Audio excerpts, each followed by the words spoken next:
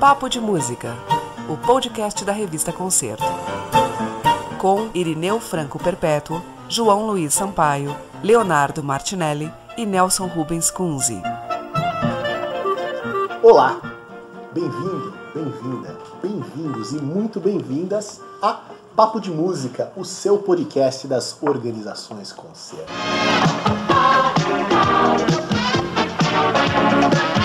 Hoje, Papo de Música no comando da madrugada, altas horas da noite, e nós estamos no Estúdio B das organizações Concerto, na Rua Bela Cinta, logo depois da Resta Fechada, aquela que você não pôde ver, aquela que miguelaram do Rigoletto de Verdi, comemorando o centenário do Teatro Municipal de São Paulo.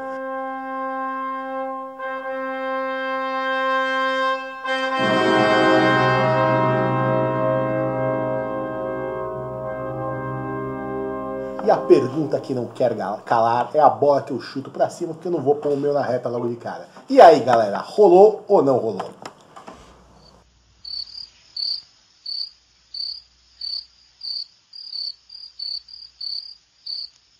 Rolou, né? Teve coisas que rolaram bem, teve coisas que talvez não rolaram muito bem. Acho que assim, do elenco, particularmente falando do elenco vocal, né? Não vejo que nenhuma voz foi especialmente problemática, mas assim, não como voz, mas certamente não estavam numa boa noite. Essa é a questão. Né? Leonardo Martinelli estava numa ótima noite. Ele até gostou das, mas continua, Chico. Não. Assim, por exemplo, né, quando a gente pega a menina aqui que fez, né, a Gilda, Alexandra Lubchansky. O que ela fez com a Gilda? Então, né, no final do segundo ato, enfim, falhou, né? Como disse um amigo meu que estava do meu lado. Mas, enfim, acho que teve bons momentos, mas efetivamente, assim, não foi uma resta inspirada, né? Foi uma coisa um pouco flat no sentido emocional, uma coisa que faltou grandes picos emocionais, que, enfim, faltou um pouco mais de adrenalina numa história que, enfim, tem muito, né, o que oferecer em termos emocionais, e eu penso que justamente essa questão das vozes em si deixaram a desejar na performance, não pela natureza delas, né, pelo que eu pude perceber, para falar de uma voz que particularmente aí já acompanho há algum tempinho, do Stephen Bronk, que hoje, por exemplo, né, ficou com um pouco apagado, um pouco sem vigor, né, apesar da presença cênica dele aí. Mas sei lá, por exemplo, João, o que você Então, João Luiz Sampaio, você que só vê ópera a 12 mil quilômetros de distância no Municipal, no Hemisfério Norte. Olha, eu concordo com o Chu no seguinte, eu acho que não teve nenhuma voz que sobressai. Eu acho que a mais problemática foi, de fato, a Gilda, a Alexandra Lubchansky, que teve um problema de afinação sério ali no começo, ali não encaixava, né? Quando a voz ia lá pra cima, não encaixava nenhuma nota. Agora, a sensação que eu tenho é que durante o espetáculo em todo, o drama meio que fica em suspenso, né? Parece que em momento algum a gente entra de fato na história do Rigoletto, no drama. Acho que tem um pouco a ver com as vozes, mas acho que principalmente tem a ver com a concepção cênica do Philippe Hirsch. Você não curtiu? Basicamente você achou? Eu não curti, eu acho que enquanto o conceito é interessante, a ideia é interessante, essa coisa do teatro dentro do teatro, né, do Rigoletto com esse ator que fora do palco quer resguardar a sua vida, o seu mundo, né, no caso a Gilda, enfim, o seu íntimo, e aí o diretor, o Philippe Hirsch, tenta criar um paralelo aí com a vida de todo mundo, enfim, né, todo mundo tem algo que é esse mundo próprio, que não quer compartilhar, que quer proteger, né? Quer dizer, em termos de conceito eu acho que funciona. Plasticamente o espetáculo não é feio, eu acho muito bonito, mas eu acho que é simbolismo demais. Chega um momento em que os símbolos são tantos que você não consegue entrar na história, você não consegue entrar no drama, no que de fato está acontecendo ali no palco. Você acha que eventualmente essa hermeticidade do simbolismo também refletiu na atuação das vozes, do canto, assim, que aí... Mas aí mas era um simbolismo hermético, assim, não dava pra entender? Pois é. Ou não é, ou talvez não era, às vezes, até denotativo demais, assim, quer dizer, aquela roupa... Até meio óbvio, né, muitas vezes. Né? Eu acho isso, eu acho que não é hermético demais, não, eu acho que é só o excesso. É tanta coisa que o diretor quer dizer, que em alguns momentos ele esquece de dizer aquilo que tem que dizer, que é a história, eu acho. Quanto vale o show, Nelson Rubens? Olha, Mandar 10 pau e estamos conversando. Por que 10 pau? Por quê? Porque realmente a música é maravilhosa, mas elas não estavam no embalo daquela música. Eu, no geral, achei legal. Eu gostei, curti. Eu gostei mais da encenação e da coisa plástica da apresentação do que propriamente das vozes também. Mas eu não achei que as vozes comprometeram. Mesmo também considerando que a Gilda, a Alexandra Lubchansky aqui, teve seus problemas, eu ouvi coisas bem bonitas dela também. Ou pelo menos em algumas passagens coisas bonitas.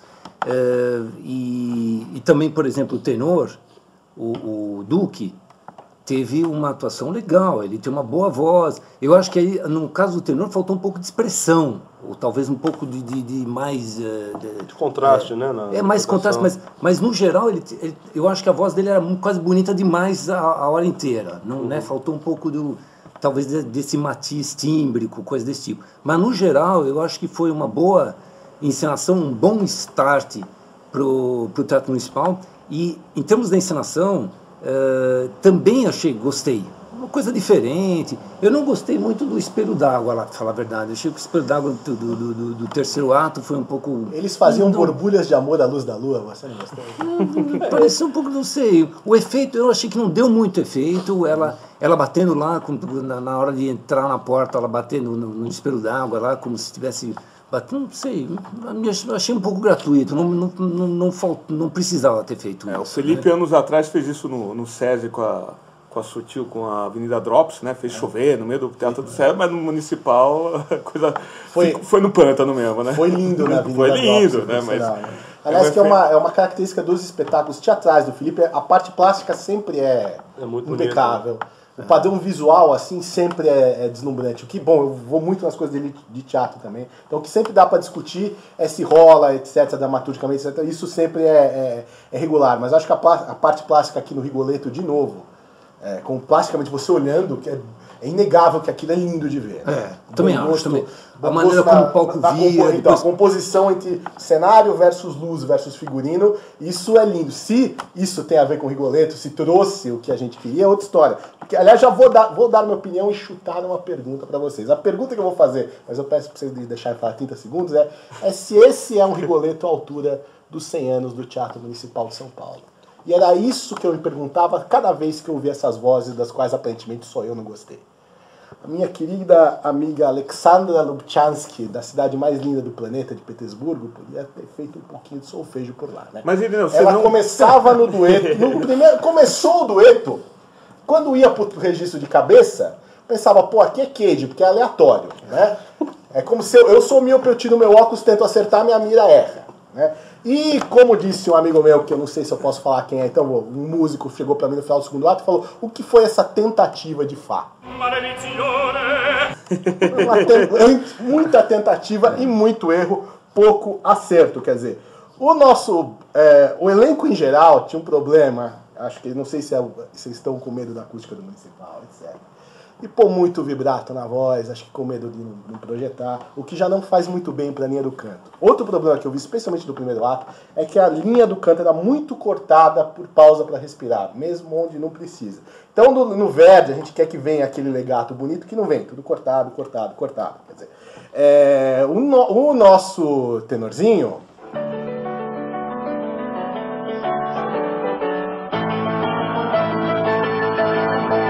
Dammi un cornetto molto croccante e più cremoso che da gelato.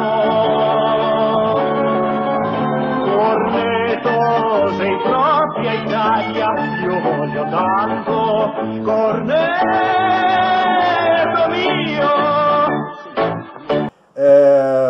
Eu me pergunto se a gente precisa trazer de fora cantores desse nível. Entendeu? Se para fazer desse jeito, no fim, eles são umas 2, 3 estrelas, dão conta de uma performance provinciana, cantam o papel ali, vão do começo até o fim. Talvez o personagem do Rigoletto tenha dado um pouco mais no final do terceiro ato. Talvez nesse sentido ele tenha sido quem deu um pouquinho mais. Mas ninguém vai muito além do rotineiro, vamos falar a verdade. Esse é um elenco completamente rotineiro. É um elenco com uma performance de segunda noite, como foi hoje, mas num lugar em que tem performance todo dia. Aí na segunda noite você vai ver esses caras e falar, eles fizeram o serviço. Mas, poxa, temos que pensar que a gala do Teatro Municipal de São Paulo. Não é uma gala qualquer, é uma gala de 100 anos.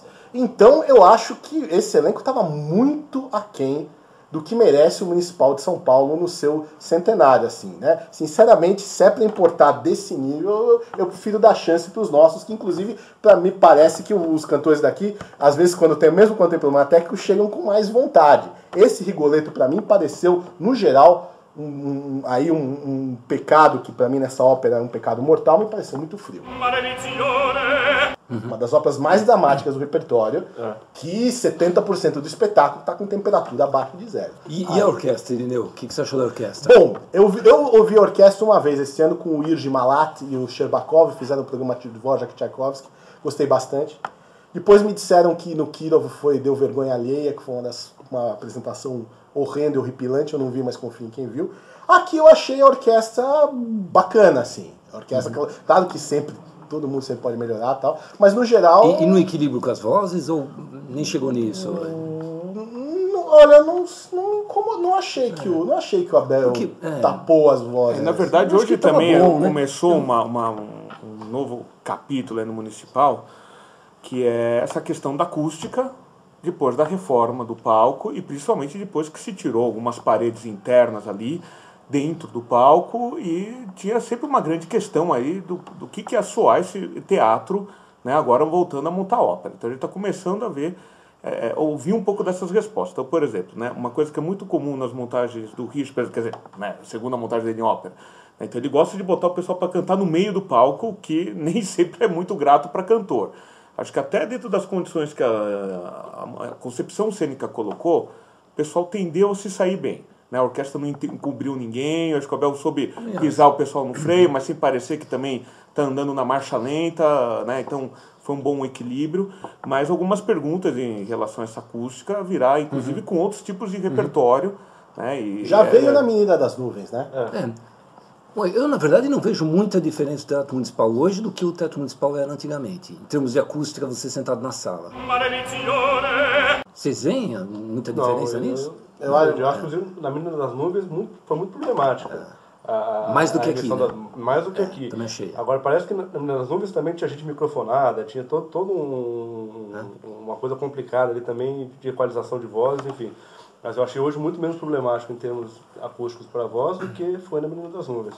Nas Nuvens você não ouvia os cantores, né? Tinha momentos no palco, independente do local do palco, você não ouvia. Não, eu perguntei um pouco esse negócio da orquestra, porque talvez eu esteja com expectativas mesmo muito pouco ambiciosas para o Teatro Municipal de São Paulo. Afinal, a gente quer construir aqui o grande teatro.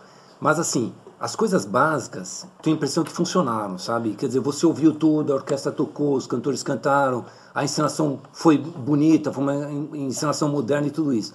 Agora, será que é essa encenação que a gente quer para os 100 anos do Teatro Municipal? Essa pergunta que o Irineu fez, né? Não, quer dizer, dentro do que você falou, quer dizer, o Municipal fez uma montagem profissional do Rigoletto. Sim. Isso. Pro que não vinha acontecendo, a gente já fica bem feliz.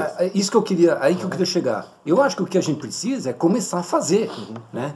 E estabelecer mesmo uma rotina de produção onde a gente possa, mês a mês, semana a semana, ter gente cantando, gente tocando, gente se apresentando, até para não ficar esse acúmulo de expectativa em cima de um espetáculo, todo mundo, vamos ver o que vai acontecer, o que vai sair disso, né? Eu acho que a gente tem que criar mesmo um lastro, e se tudo correr bem, e se a gente tiver um pouco de sorte, a gente talvez daqui a um ano possa olhar para trás e ver que as coisas estão caminhando, né? A grande marcha começa com o primeiro tropeção. Olha, eu acho que, para falar da orquestra um pouquinho também, Nelson, eu não sei, eu decepcionei um pouco a orquestra hoje. Eu acho que, é claro, ela está parada há muito tempo, ela está voltando agora a fazer espetáculo, tudo isso a gente sabe, a gente já falou disso aqui. Mas eu achei o som muito embolado em alguns momentos, quando o Abel corria um pouquinho com a música, a orquestra perdia a clareza, você perdia muita articulação. Eu acho que, tudo bem, é o primeiro espetáculo, é o segundo, né, porque eles já fizeram a Menina das Nuvens, mas eu esperava um pouquinho mais da orquestra. Mas eu acho, dentro daquilo que o Irineu estava falando, com relação à orquestra, a orquestra do teatro, ela está passando por começando uma nova fase, a gente tem que ter tem que ter isso em mente, tem que esperar algumas produções passarem para que a orquestra vá ganhando ritmo de jogo de novo. Agora, com relação aos cantores, com relação às vozes que você vai trazer de fora, eu acho que aí não tem... você não está retomando nada. Aí você tem que... Claro. Se você quer fazer... Não, quero marcar o centenário com uma grande produção, aí você tinha que ter trazido. Ou então, ou você traz realmente vozes excepcionais de fora, ou então você faz uma outra abordagem, que não. Eu quero fazer um Rigoletto centenário com vozes brasileiras, porque eu acho isso é importante, porque é o Teatro Municipal de São Paulo, enfim, eu quero marcar essa posição. Né? Independente de ser correto ou não, enfim, você pode marcar essa posição e aí você buscaria um outro caminho. Agora, para trazer de fora os cantores que trouxeram, eu acho que não tem realmente... Só para dizer, né, o Rigoletto foi o Bruno Caproni, a Gilda Alexandra Lubchansky, o Duque Leonardo Capalbo, para Fucili Luiz Moltski, esse cara é brasileiro. Brasileiro. A Madalena Luiza Francesconi. Que quando entrou, no momento que ela entra ali, eu acho que a cena ganha uma vida muito grande ali, naquele... O João com as cantoras jovens de boa aparecem. João, a Francesconi fazendo coloraturas cossilianas eu também acho máximo, mas você passar mal com uma Madalena, enfim. Não. Vamos lá, continuando. O Monterone do Stephen cenicamente, quando ela entra cenicamente, exatamente. Ela dá um outro ritmo pro espetáculo. Com todos os seus atributos cênicos. Eu, diferentemente do Chu, gostei do Montenegro e do Bronco, pra mim foi o que eu mais gostei no elenco, na verdade. Também gostei. Mas eu gostei muito da atuação cênica dele, mas eu achei que nas entradas que ele cantou... Eu achei ele intenso, Ele deu... Subiu a temperatura ali, eu acho. Mas ele convenceu mais pela subida de sobrancelha do que necessariamente pela voz ali, né? Que ele tem uma voz legal, como eu falei, nenhuma voz ali tem timbre feio, eu só achei que realmente o pessoal não se encaixou direito. Aliás, por falar nisso, de voz que não se encaixou, vocês fizeram a reserva em relação à orquestra, e aqui eu dou uma contribuição em relação ao coro, principalmente ali no coro masculino, que tinha muita coisa desencontrada, muita voz que o pessoal não estava prestando atenção. Tem muita coisa ali que faltou precisão. Opa, vamos lá, tudo bem, tem que fingir que está todo mundo junto, andando, passeando no cenário, mas ainda é um coral e tem que todo mundo ficar junto. Então é o seguinte, nós temos que pôr o nosso na reta. Nós estamos falando muito do filme e não falamos do diretor. Ou seja, o nome de Abel Rocha, depois o Fecchio põe o reloginho e diz em quantos minutos levou pra gente falar o nome do regente.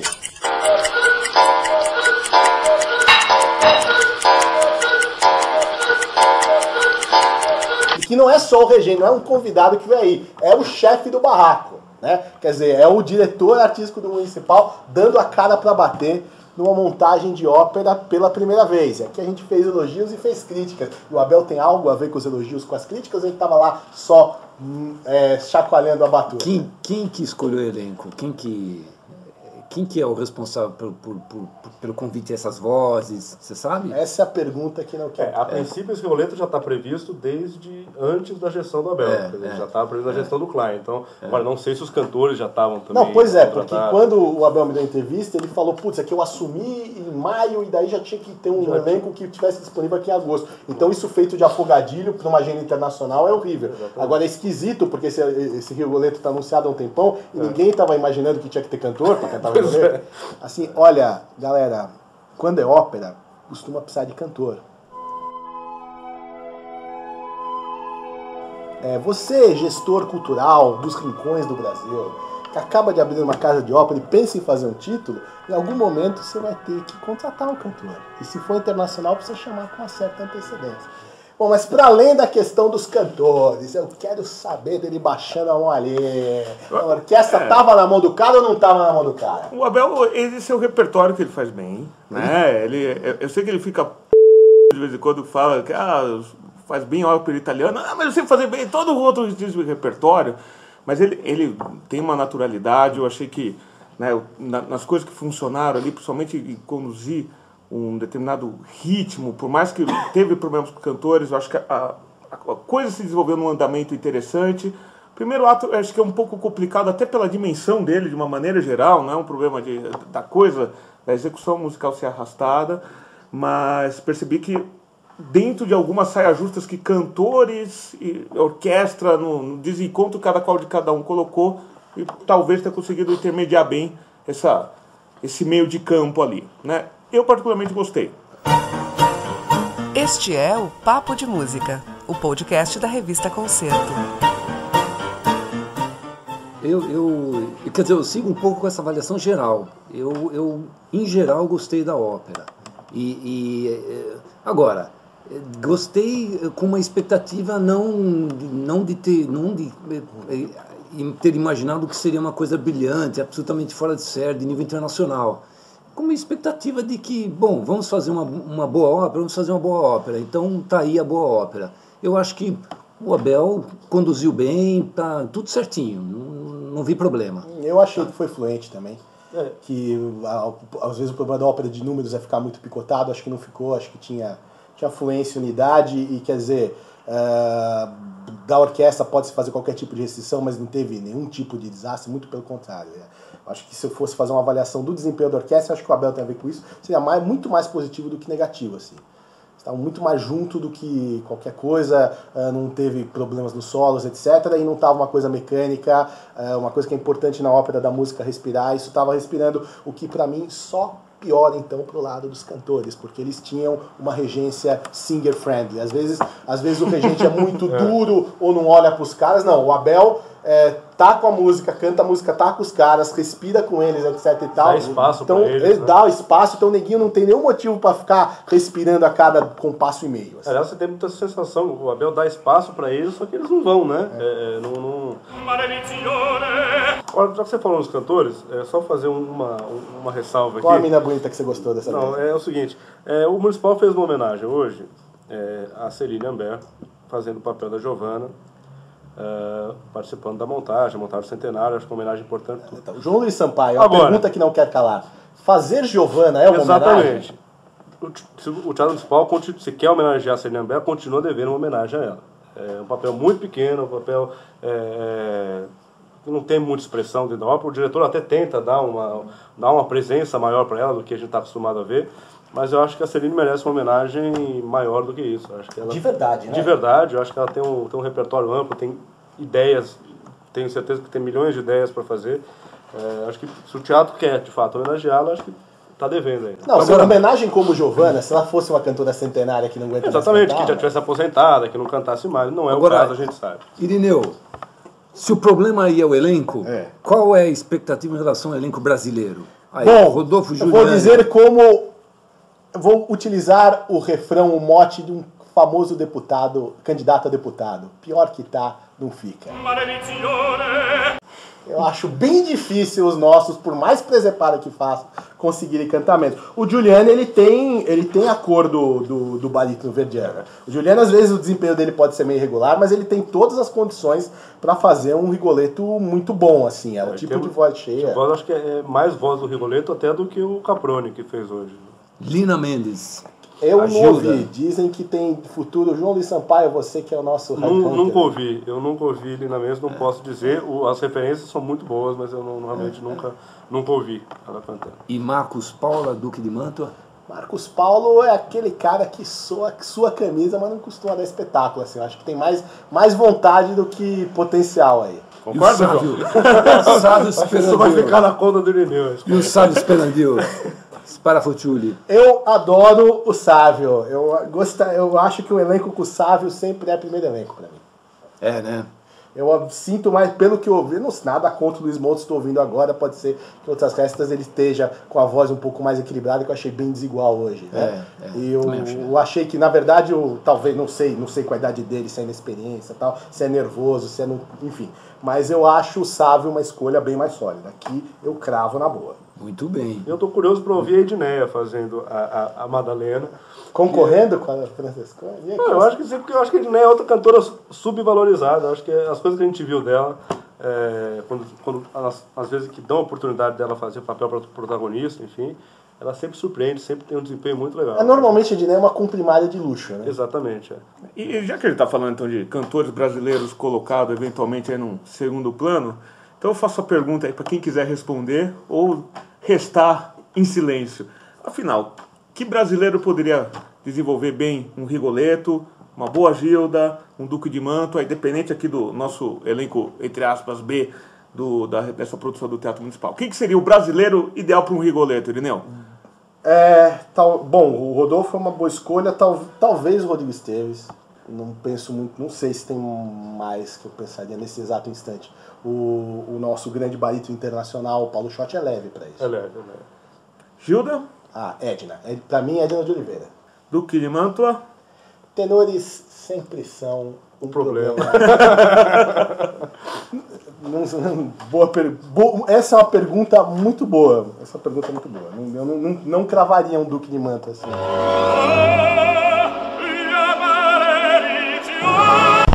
Peraí. Esse papo de música às vezes precisa de um backup chamado Marcos Fecchio. Nos lembrou que, a gente tem pelo menos 2 aí com amplas condições de fazer. Tem um estabelecido e emergente, inclusive. Estabelecido é o Portal, emergente é o Atala, os dois têm amplas condições de fazer um senhor duque, um duque muito mais duque do que o Leonardo Capalbo, que emerge daqui para o anonimato. Eu espero que ninguém tenha ideia de chamar esse cara de novo.